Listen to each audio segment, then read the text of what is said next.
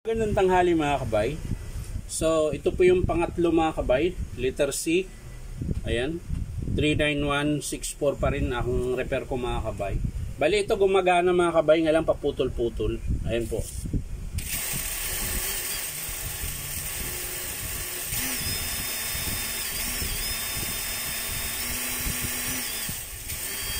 Ayan. Bali pahinto-hinto po siya mga kabay. So sira po yung switch niyan mga kabay. Ayan. Nga lang, pati po transmission, pati chuck sira.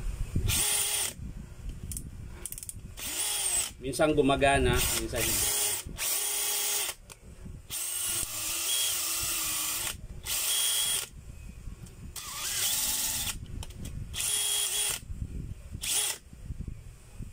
So ito mga kabay, hindi ko na po siya bubuksan.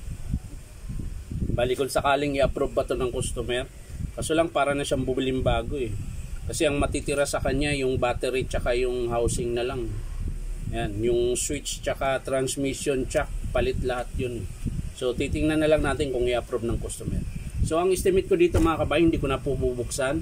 Switch tsaka transmission is A, kasama yung chuck. Yung selector niya mga kabay buo pa kasi gumagana pa po yung 1-in-2 niya mga kabay. Yan. Yan. So ibig sabihin hindi po siya basag. So ang estimate natin dito mga kabay, chuck, transmission is A kasama chuck tsaka switch. So yan lang mga kabay, papakita ko na lang po sa inyo mga kabay kapag in-approve ito ng customer. So maraming salamat, bye bye.